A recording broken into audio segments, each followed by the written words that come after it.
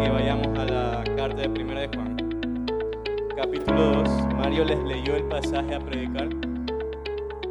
Vamos a leerlo una vez más y vamos a comentar unas cuantas cosas.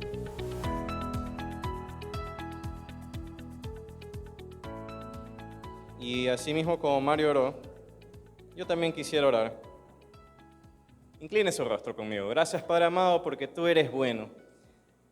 Desde que entramos por esta puerta, Señor, a través de las alabanzas, a través de la adoración, ahora por medio de la predicación, te rendimos culto a ti y solamente a ti. Tú eres el Salvador de nuestras almas, Señor, y tú vas a redimir nuestros cuerpos algún día. Vas a volver y va a ser mucho más pronto de lo que creemos. Y gracias porque eres este Rey poderoso que viene por su pueblo. Mientras esperamos, ayúdanos, como enseña tu palabra, a guardar y vivir con justicia, con sobriedad, la esperanza bienaventurada de tu regreso. Y que seamos un pueblo celoso de buenas obras, que seamos luz, que seamos sal, para aquellos que necesitan recibir palabra con sabor, bien sazonada. Y luz para aquellos que necesitan ver algo diferente cuando ya están muy acostumbrados a andar en tinieblas. Que este libro, Señor, sea un ancla para nuestras almas y también un motivo y una estimulación para las buenas obras. En Cristo Jesús te lo pedimos. Amén. Bueno, Primera de Juan es un libro que realmente nos cachetea bien fuerte. Ustedes vieron en el capítulo 1 que básicamente el mensaje es este: Dios es luz y no hay tinieblas en Él. Y hay tres personas, o el que dice, ¿no? Una que otra vez. El que dice que está en comunión con Él, el que dice que está en la luz, pero que no guarda sus mandamientos, tal y tal cosa, ¿verdad? Primera de Juan fue escrito con el propósito de... Bueno, vamos a leerlo. Está en el capítulo 5, en el versículo 13. Estas cosas os he escrito a vosotros que creéis en el nombre del Hijo de Dios, para que sepáis que tenéis vida eterna y para que creáis en el nombre del Hijo de Dios. Y esta es la pregunta: ¿cómo sé que tengo vida eterna? ¿Realmente mi vida testifica esta gran verdad? Vamos a ver cómo 1 Juan 2, del 1 al 6, lo podemos relacionar con ese propósito, ¿ok? Vamos a leer el pasaje una vez más. Dice: hijitos míos, estas cosas os escribo para que no pequéis. Y si alguno hubiere pecado, abogado tenemos para con el Padre, a Jesucristo el justo. Él es la propiciación por nuestros pecados, y no solamente por los nuestros, sino también por los de todo el mundo. Versículo 3 dice: y en esto sabemos que nosotros le conocemos, si guardamos sus mandamientos. El que dice, yo le conozco, y no guarda sus mandamientos, el tal es mentiroso, y la verdad no está en él. Pero el que guarda su palabra, en este verdaderamente el amor de Dios se ha perfeccionado. Por esto sabemos que estamos en él. El que dice que permanece en él, debe andar como él anduvo.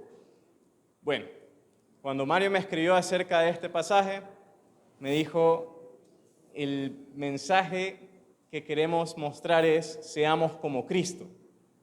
Y me encantó.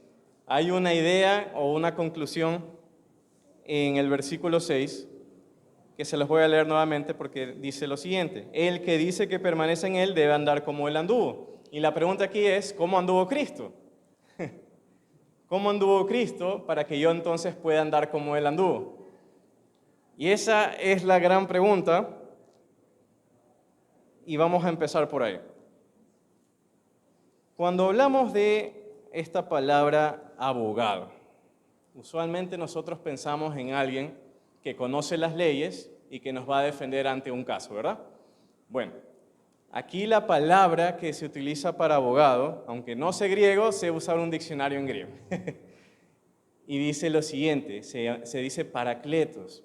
El término es simplemente alguien que te defiende judicialmente. Ahora, la descripción para Jesucristo dice así, en el versículo 1, abogado tenemos para con el Padre, a Jesucristo el justo. Y lo más interesante es que el texto enfatiza nuestros pecados, la propiciación por nuestros pecados, no solo por los nuestros, sino por los de todo el mundo. Y los dos términos que se usan para describir a Jesús realmente son fascinantes. El primero es un abogado, que vamos a entrar en mucho detalle acerca de eso ya mismito, pero el segundo es justo. Justo es una palabra que quiere decir apropiado de manera judicial y quiere decir inocente. Entonces hay alguien que básicamente, cuando yo estoy enfrentando la ira de Dios por mis pecados, entra este abogado a la sala, hágase una idea de una película, está el juez, está enfurecido, su ira necesita ser satisfecha. Hay pecado y Él es muy santo. Y yo soy digno de culpa y yo entro y necesito ser juzgado. Y viene y entra también este abogado y dice, ¿sabes qué? José, no te preocupes, yo voy a pagar por ti. La ofensa por tus acciones, yo la voy a pagar por ti. ¿Y cómo la paga? Pues aquí dice propiciación por nuestros pecados. Propiciación quiere decir cubrir. Y me gusta mucho más porque en el Evangelio de Juan, cuando Juan el Bautista ve a Jesucristo pasar, les dice a los discípulos, ahí está, ese es el Cordero de Dios que quita el pecado del mundo. Entonces estamos hablando de una idea de cubrir, de expiar, es propiciar, es dar una ofrenda que satisface totalmente la ira de Dios. Ese es Jesús. Ese es Jesús, es alguien que está pagando por nosotros y al mismo tiempo es inocente. Eso para mí es otra cosa. Y Paracletos, para hacernos una idea de qué realmente significa esto, no se limita solamente a ser de abogado. ¿Sabe qué? Paracletos es una palabra que se utiliza en el Evangelio de Juan, de los capítulos 14 al 16, para describir al Espíritu Santo. Entonces, la figura aquí se usa para describir a Jesús.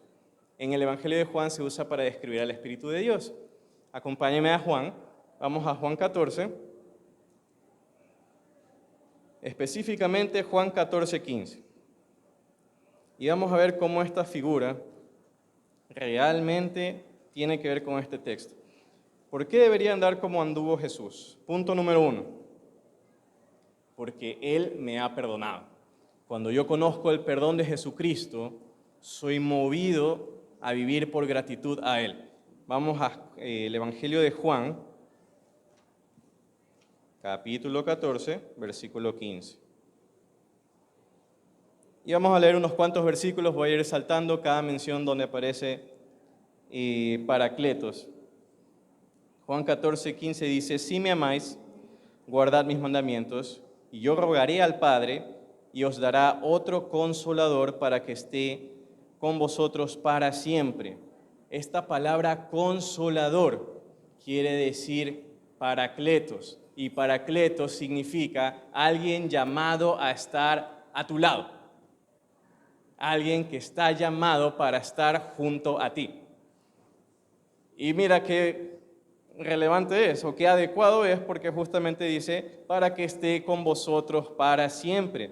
Es el Espíritu de verdad, el mundo no lo puede recibir, no lo ven, no lo conocen, pero ustedes le conocen porque mora con ustedes y estará en ustedes. ¿Ok? Entonces, ¿qué aprendemos aquí? Simplemente Él estará conmigo, Él va a estar junto a mí. Usted conoce cómo a veces un abogado simplemente cumple su trabajo y, bueno, muchas gracias por sus servicios y cada uno por su lado, ¿no verdad? Este abogado permanece junto a usted. En todo momento Él va a estar junto a usted. Para siempre significa para siempre. Ahora, Juan 14, 26, solamente un poquito más adelante, dice lo siguiente. El Consolador, el Espíritu Santo, a quien el Padre enviará en mi nombre, Él os enseñará todas las cosas y os recordará todo lo que yo os he dicho. Entonces aquí hay información nueva acerca de el Consolador o el Espíritu Santo. ¿Y qué aprendemos? Él viene, Él va a estar conmigo siempre y cuando esté conmigo va a estar enseñándome constantemente. y aquellas cosas que he aprendido ya de Jesús, Él las va a poner de vuelta en mi mente para que en el punto en que yo las necesite, sale como palabra. En ese momento sale en el momento adecuado. De ahí la necesidad de siempre estar leyendo la palabra de Dios. Mis hermanos, quisiera animarles a siempre mantener y cultivar el hábito y seguir cultivando el hábito de leer activamente la palabra de Cristo. Porque esa palabra es la que va a sostenerlo en los momentos difíciles y la que también le va a enseñar cómo vivir en los buenos momentos. Ok, sigamos. Juan 15, 26 al 27. Voltea la página. Esto es Juan 15, 26 y 27.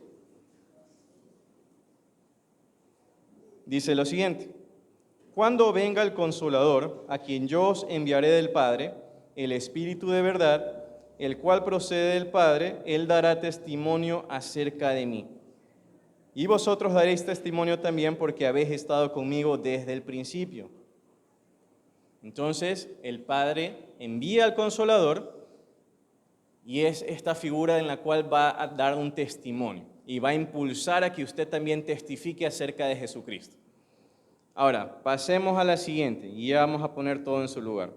Juan 16, 7. Es un poquito más adelante. Juan 16, 7 dice lo siguiente: pero yo os digo la verdad, os conviene que me vaya, que yo me vaya, porque si no me fuera, el Consolador no vendría a vosotros, mas si me fuere, os lo enviaré. Ok. La figura del Consolador entonces viene a ser alguien que va a estar conmigo para siempre, va a estar a mi lado, alguien que va a defenderme, alguien que va a enseñarme, alguien que me va a recordar las palabras de Jesucristo. Y si usamos el contexto, alguien que me va también a estar motivándome a considerar mis convicciones, convencerá al mundo de pecado, justicia y juicio. Ese es el Espíritu de Dios. Lo interesante de todo esto es que Juan 14, 23 nos habla de algo que a mí me parece realmente maravilloso. Jesús dice lo siguiente: el que me ama, mi palabra guardará, y mi Padre le amará, y vendremos a él y haremos morada con él. Ahora, ¿se da cuenta que cuando uno cree el Evangelio, tenemos pasajes como Efesios que dice que somos sellados con el Espíritu de Dios, ¿verdad? Y que el Espíritu Santo empieza a morar con nosotros? Aquí también nos dice la palabra de Dios que los creyentes son la morada de no solamente el Espíritu de Dios, sino de Dios el Padre y de Jesucristo. Ellos vienen a ser morada con aquellos que aman su palabra, con aquellos que le aman a Él y guardan sus mandamientos. La Biblia enseña que guardar sus mandamientos es lo mismo que obedecer a Dios, es lo mismo que amarle a Él. ¿Se da cuenta? ¿Y qué tiene todo esto que ver, José, con 1 de Juan? Volvamos a 1 de Juan, capítulo 2, y vaya al versículo 3. En esto sabemos que nosotros le conocemos si guardamos sus mandamientos. El que dice, yo le conozco, y no guarda sus mandamientos, el tal es mentiroso, y la verdad no está en él. Pero el que guarda su palabra, en este verdaderamente el amor de Dios se ha perfeccionado. Cuando uno conoce a Jesucristo y experimenta el perdón de Cristo, es librado de un ciclo de pecado y de derrota. No sé si alguna vez usted se ha encontrado con justamente como esto. ¿Se acuerda del libro de Jueces? El libro de Jueces es algo cíclico. El pueblo de Dios se olvida totalmente de su Dios, empiezan a pecar, Dios los entrega a una nación extranjera para que sean conquistados por ella, viven como esclavos ciertos años hasta que ya están hasta las últimas y empiezan a clamar a Dios. Dios se compadece, les manda a un salvador, por así decirlo, una figura, un juez. El juez los libra, tienen un tiempo de paz, se confían, empiezan a vivir mal otra vez y el ciclo se repite, el ciclo se repite, el ciclo se repite. Eso es Jueces. Y Jueces tiene una frase muy, muy particular que es: cada quien vivía o hacía lo que bien le parecía. Y la iglesia no puede vivir de esa manera. Si usted ha experimentado el perdón de Jesús, no podemos vivir de esa manera. No podemos vivir constantemente en un altibajo espiritual en el cual primero estoy bien, luego estoy muy mal. El cristianismo no consiste en un método de supervivencia, sino en realmente vivir como Cristo. Y Cristo vivió venciendo el pecado. Y usted puede vivir venciendo el pecado cada día. Cada día. ¿Por qué? Porque tiene a alguien que está a su lado, que es todopoderoso, que lo defiende ante el juez, que le enseña siempre, que lo anima. Eso es alguien que está llamado a estar junto a usted y le enseña a caminar. Nosotros siempre decimos, ay, pero qué suerte que tenían los apóstoles y los primeros discípulos, porque ellos tenían a Jesús literalmente con ellos para que les diga todo lo que tenían que hacer. ¿Y sabe qué?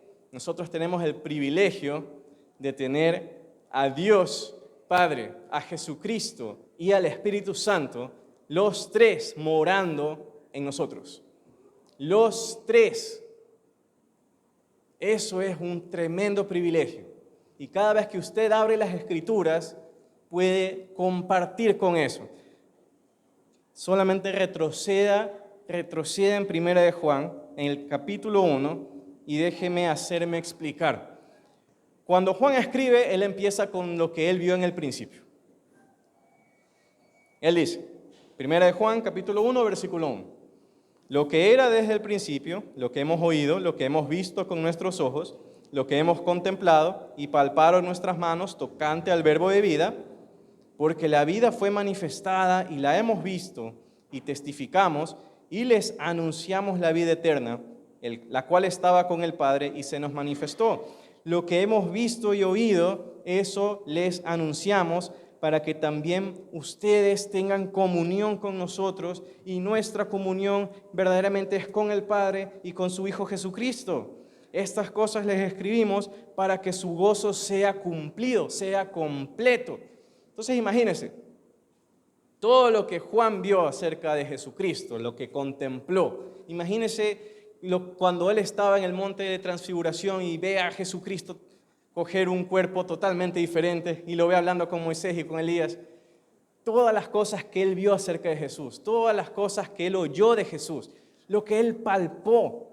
¿Recuerdan en el texto bíblico de Juan, cuando está de los muertos ya y les prepara un asadito a los discípulos? Es este capítulo en el cual Pedro necesita ser animado. Se lanza, lo ve a Jesús, lo reconocen, han tenido una pesca terrible toda la noche. Viene el alba, Jesucristo está en la orilla y les dicen, ¿saben qué? Echen las redes. Sacan una pesca tremenda, no pueden más. La barca se está hundiendo. Juan dice, es el maestro. Pedro se quita sus ropas de trabajo, se pega una zambullida, nada, con todas sus fuerzas hacia la orilla. Llega y se reencuentra con su maestro. Toda esa experiencia de vivir a Jesucristo de cerca, usted la puede tener. ¿Qué es lo que dice Juan? Todo lo que yo vi de Él, todo lo que contemplé de Él, todo lo que sé de Él, todo lo que palpé incluso de Él, yo lo toqué. Todo esto ahora es para ustedes. Imagínense eso. Si en el principio, en el Evangelio de Juan, dice en el principio era el verbo y el verbo era con Dios. Y el verbo era Dios, ¿verdad? Todas las cosas fueron hechas por Él. Nada de lo que ha sido hecho hubiera sido hecho sin Él. En Él está la vida y la vida es la luz de los hombres. Y nos vamos de largo. La experiencia del Padre interactuando con el Hijo, teniendo comunión y con el Espíritu de Dios al mismo tiempo. Eso es lo que vieron los apóstoles. Yo veo al unigénito Hijo de Dios pasar, su semblante, su gloria es como del Hijo de Dios. Él es lleno de gracia y verdad. Cada vez que lo veo, cada vez que Él habla, sus palabras son llenas de gracia y verdad. Eso es lo que recibe Juan y eso es lo que entrega Juan ahora. Esa comunión es para ustedes. Eso es lo que Juan está diciendo. Nuestra comunión verdaderamente es con el Padre y con su Hijo Jesús.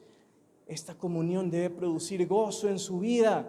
No hay nada más maravilloso que abrir la Biblia y experimentar plenitud, experimentar una sensación de saciedad. Eso no se lo puede dar nadie más, solo Jesucristo. Solo Jesucristo. Eso, cuando usted empieza a experimentar perdón, empieza a experimentar verdadera comunión con Cristo, usted dice, no quiero nada más que esto en el mundo. El mundo es basura para mí, como dice Pablo. Todo lo que ofrece el mundo no se compara. Le estoy dispuesto a dar todo y entregar todo mi cuerpo incluso, para vivir ese momento otra vez. Eso es lo que le brinda Jesús hoy. Si usted entrega su corazón a Jesucristo, usted va a vivirlo de cerca, a experimentarlo como Juan lo experimentó. No son mentiras, esto es real. Y fíjese, por un motivo como ese puedo andar como Jesús anduvo. ¿Cómo anduvo Jesús? Vamos a Marcos. El Evangelio de Marcos, capítulo 2. El Evangelio de Marcos, capítulo 2, versículos 1 al 17. Jesucristo vino para buscar y salvar aquello que se había perdido. Amén. Vamos a ver a Jesucristo buscando y salvando a los perdidos en este pasaje. Marcos capítulo 2, versículo 1 dice lo siguiente. Entró Jesús otra vez en Capernaum después de algunos días y se oyó que estaba en casa. E inmediatamente se juntaron muchos de manera que ya no cabían ni aún a la puerta y les predicaba la palabra. Entonces vinieron a él unos trayendo un paralítico que era cargado por 4. Y como no podían acercarse a él a causa de la multitud, descubrieron el techo de donde estaba, y haciendo una abertura, bajaron el lecho en que yacía el paralítico. Al ver Jesús la fe de ellos, dijo al paralítico, Hijo, tus pecados te son perdonados. Estaban allí sentados algunos de los escribas, los cuales cavilaban en sus corazones. ¿Por qué habla este así? Blasfemias dice. ¿Quién puede perdonar pecados si no solo Dios? Y conociendo luego Jesús en su espíritu, que cavilaban de esta manera dentro de sí mismos, les dijo, ¿por qué caviláis así en vuestros corazones? ¿Qué es más fácil, decir al paralítico, ¿tus pecados te son perdonados? O decirle, levántate, toma tu lecho y anda. Pues para que sepan que el Hijo del Hombre tiene potestad en la tierra para perdonar pecados, se voltea al paralítico, a ti te digo, levántate, toma tu lecho y vete a tu casa. Entonces él se levantó enseguida y tomando su lecho salió delante de todos, de manera que todos se asombraron y glorificaron a Dios, diciendo, nunca hemos visto tal cosa. Sigamos leyendo hasta el versículo 17. Después volvió a salir al mar y toda la gente venía a él y les enseñaba. Y al pasar vio a Leví, hijo de Alfeo, sentado al banco de los tributos públicos y le dijo, sígueme. Y levantándose le siguió. Y aconteció que estando Jesús a la mesa en casa de él, muchos publicanos y pecadores estaban también a la mesa juntamente con Jesús y sus discípulos, porque había muchos que le habían seguido. Y los escribas y los fariseos, viéndole comer con los publicanos y con los pecadores, dijeron a los discípulos, ¿qué es esto que él come y bebe con los publicanos y pecadores? Al oír esto Jesús les dijo, los sanos no tienen necesidad de médicos, sino los enfermos. No he venido a llamar a justos, sino a pecadores. Y Lucas agrega al arrepentimiento. ¡Wow! Ahora, Jesús viene a buscar a los perdidos. Mire cuántas personas hay aquí. En esta casa habían de todo un poco. La multitud. ¿Qué recibieron de Jesús? Pues que se les explique la palabra. Bueno, estaban los amigos, ya vamos a hablar del paralítico, y en particular estaban los fariseos que viendo escuchando las enseñanzas de Jesús, teniendo a Jesús en persona, y después de haber visto la señal, no hay fe. ¿Cómo es posible eso? Pero el paralítico que es llevado, imagínense todo el trajín que debió haber tomado, es como que abrieran ahorita aquí adentro y de la nada baja una cama y imagínense que estuviera Jesús predicando por aquí. Y Jesús ve todo esto, ¿no? Es como que y dice, wow. Lo primero que dicen es, wow. Hicieron todo esto solo para traer a este hombre hasta acá. Wow. ¿Realmente creen que yo puedo hacer algo? Hijo, tus pecados te son perdonados. Y eso no es lo que esperaban ellos. Más bien esperaban, sana a nuestro amigo, probablemente. Pero lo que se llevó este perdido era la sanidad de su alma, en primer lugar. Y para que se sepa que el Hijo del Hombre tiene potestad para perdonar pecados en la tierra, también recibió sanidad física. Es interesante. Lo que realmente me llama la atención es Leví. Sabía que Leví realmente aquí es Mateo, y sabía que Mateo es un sobrenombre que significa discípulo. ¿Saben qué es lo que le dice Jesús a Leví cuando lo ve? Sígueme. ¿Qué es lo que hace un discípulo de Cristo? Seguir a Jesús. Y le llama discípulo. Y lo curioso acerca de Leví es que Leví, están en casa de Leví, están comiendo con personas como Leví, de su mismo oficio, y con pecadores. Me parece que el libro de Lucas dice que hasta con prostitutas, pecadores. Y Jesús come con ellos. Pero Jesús no está perdiendo el tiempo ahí. Él toma a su audiencia para llevarlos ¿a dónde? Al arrepentimiento. Ellos saben, Jesús sabe que su audiencia está enferma por el pecado. Y Él vino para buscar a los perdidos y para salvarlos. Y eso es maravilloso. ¿Y qué hay de nosotros? A mí me gusta este pasaje y lo he escogido con una razón. Yo puedo andar como Jesús anduvo porque le he llegado a conocer. Imagínese a Leví en ese momento. Leví era el hombre judío que había traicionado a su patria al trabajar para Roma, esclavizando con impuestos a sus propios compañeros, a sus compatriotas, a su pueblo judío. ¿Cómo usted trataría con alguien que le ha cobrado de más, que le ha cobrado injustamente? No una vez, todos los meses. ¿Cómo lo haría? ¡Quémenlo! Y todo el pueblo probablemente odiaba a Leví. Él era un perdido y Jesús lo vino a buscar. Y Jesucristo lo ve, Él sabe quién es Leví y aún así le dice, sígueme. Ese es Jesús. Y cuando uno conoce a Jesús, a alguien que está a tu lado y te perdona, porque la ira de Dios está al frente, está latente. Leví estaba frente a la ira de Dios. Él había pecado de múltiples maneras. Necesitaba un muy buen abogado. Y este abogado vino y no solamente que lo va a defender, sino que entrega su vida para defenderlo. Y no solamente que entrega su vida para defenderle, le promete, voy a mandar de mi Padre, porque yo me tengo que ir.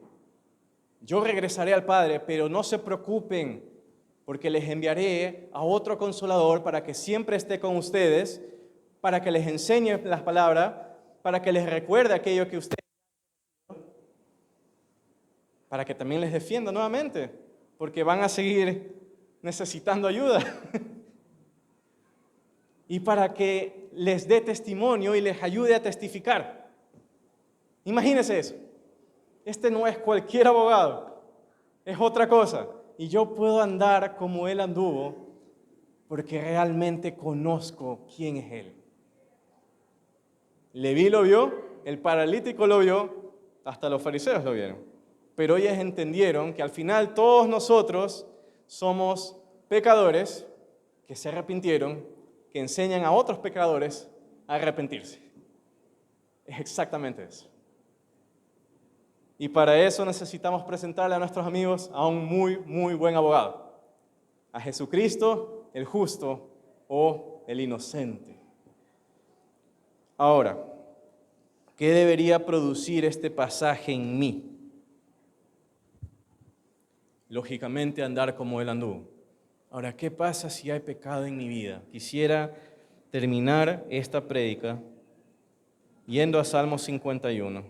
Y veamos Salmo 51 quizás de una manera diferente. Quizás de una manera diferente. ¿Alguna vez usted se ha sentido muy cargado de culpa por un pecado? A mí me ha pasado. Y he cometido el error de dirigirme a Dios y lo primero que dije fue básicamente una gran descripción de todo lo que he hecho mal. Es interesante porque cuando David peca y reconoce su pecado, él empieza con la frase, ten piedad de mí, oh Dios, conforme a tu misericordia, conforme a la multitud de tus piedades, borra mis rebeliones. Y me gusta una traducción que dice, conforme a lo inmenso de tu compasión.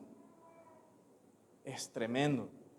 David, el rey David, después de haber adulterado con Betsabé y asesinado a Urías, haber planificado todo este episodio sangriento de su vida, recibe al profeta Natán y Natán le dice después de una parábola, tú eres ese hombre que ha pecado, y David entiende, sí, yo he pecado, merezco morir. En algún punto David va a la intimidad con el Señor y le dice lo siguiente, ten piedad de mí, oh Dios, conforme a tu misericordia, conforme a lo inmenso de tu compasión. Él empieza refiriéndose a Dios, orando a Dios, no según la grandeza de su pecado, sino de la grandeza de Dios para perdonar. Es totalmente diferente el enfoque, es totalmente diferente. Conforme a lo inmenso de tu compasión está impreso eso en mi mente. Lávame más y más de mi maldad y límpiame de mi pecado. Y en la siguiente sección, David, en cambio, pasa a reconocer 3 cosas. Vamos a leerlas. Yo reconozco mis rebeliones y mi pecado está siempre delante de mí. Contra ti solo he pecado y he hecho lo malo delante de tus ojos, para que seas reconocido justo en tu palabra y tenido por puro en tu juicio. David reconoce que, primero, él ha pecado contra Dios. Él reconoce y admite que lo que él hizo, Dios lo califica y lo describe como pecado, como lo malo. ¿Por qué? Porque a veces vamos delante de Dios y decimos, perdóname, pero no estamos dispuestos a admitir que lo que hicimos estuvo mal. Si no, buscamos excusas. Es que pasó esto, es que me pusieron en tentación, es que tal y tal cosa. Pero hay que reconocer que nosotros somos los responsables de nuestros pecados y admitirlo, y hemos ofendido a un Dios santo. Ok, y David procede, dice, en maldad he sido formado y en pecado me concibió mi madre. Versículo 6, he aquí, y aquí viene un giro. Si usted puede trazar una línea en su Biblia, aquí puede trazar una línea. He aquí, tú amas la verdad en lo íntimo y en lo secreto me has hecho comprender sabiduría. ¿Por qué este hilo de ideas? Cuando confesamos pecado, lo que Dios quiere es esto, la verdad en lo íntimo. Tú amas la verdad en lo íntimo. Él quiere que seamos sinceros, que seamos genuinos, que confesemos, que realmente le digamos a Él, esto pasó, esto hice mal y te he ofendido a ti. Si a usted le ofendieran, al menos esperarían que una disculpa similar a esta, ¿no? porque una disculpa esquiva no provoca sino que más ofensa. Y lo interesante es que una vez que hay sinceridad en lo íntimo, es que ya se pasa a hablar de perdón. Miren lo que dice el versículo 7. Purifícame con hisopo y seré limpio. Lávame y seré más blanco que la nieve. Hazme oír gozo y alegría y se recrearán los huesos que has abatido. Esconde tu rostro en mis pecados y borra todas mis maldades. Una vez que hay confesión, entra en escena el ser limpio de pecado, el ser lavado, el ser alegre. ¿No le pasa que tiene el entrecejo siempre fruncido por alguna razón? ¿Cuánto pesa el pecado sobre los hombros? Más aún el pecado no confesado. Confiesen. Bueno, confesemos. Y continúa. Crea en mí, oh Dios, un corazón limpio y renueva un espíritu recto dentro de mí. No me eches delante de ti, no quites de mí tu Santo Espíritu. Vuélveme el gozo de tu salvación y espíritu noble me sustente. Entendemos que Jesucristo no solamente es un abogado que perdona. Mire todo lo que el texto nos ha enseñado. Él está con nosotros, Él nos enseña, Él nos recuerda, Él nos ayuda a testificar. Y aquí lo vemos. Él toma al pecador y lo convierte en una criatura nueva. Él lo regenera y lo levanta. Crea en mí un corazón limpio, un espíritu recto dentro de mí. Vuélveme el gozo de tu salvación. Y cuando somos otra vez hechos criaturas nuevas, aquí hay otra línea, otra división. Entonces enseñaré a los transgresores tus caminos y los pecadores se convertirán a ti. Cuando nos sabemos pecadores que hemos sido perdonados, somos capaces de alertar a otros pecadores. ¡Hey! Hay perdón, está en Cristo Jesús. Nos convertimos en maestros siendo pecadores que se arrepintieron para enseñar a otros pecadores a que se arrepienten. Señor, abre mis labios, versículo 15, y publicará mi boca tu alabanza, porque no quieres sacrificio que yo lo daría, no quieres holocausto. Los sacrificios de Dios son el espíritu quebrantado. Al corazón contrito y humillado no despreciarás tú, oh Dios. Tremendo versículo, y me encanta cómo finaliza el Salmo, porque antes yo me preguntaba, ¿por qué Jerusalén está mencionada al final? Haz bien con tu benevolencia a Sión, edifica los muros de Jerusalén. Entonces te agradarán los sacrificios de justicia, el holocausto u ofrenda del todo quemada. Entonces ofrecerán becerros sobre tu altar. Cuando David pecó y mató a Urías, hubo consecuencias. Absalón buscó el trono, hizo un golpe de estado. David vivió como prófugo durante un tiempo. Hubo consecuencias reales para su familia, dentro de su casa como para toda la nación. El pecado alcanza naciones. Pero eso es lo maravilloso de Jesús. Así como dice Romanos, donde abundó el pecado, sobreabunda la gracia. Nadie recuerda a David más que como un adúltero y como un homicida, que como un hombre que tuvo un corazón perfecto delante de Dios. Nadie lo recuerda más de esa manera. ¿Por qué? Porque alguien lo reformó, lo hizo de nuevo, lo perdonó, lo levantó, creó un corazón limpio en él y le dio un espíritu recto. Y el testimonio del David arrepentido fue superior al de David que pecó. Por eso, haz bien con tu benevolencia. Imagínese el testimonio como pecadores arrepentidos, cómo puede superar el testimonio de lo que hemos ofendido.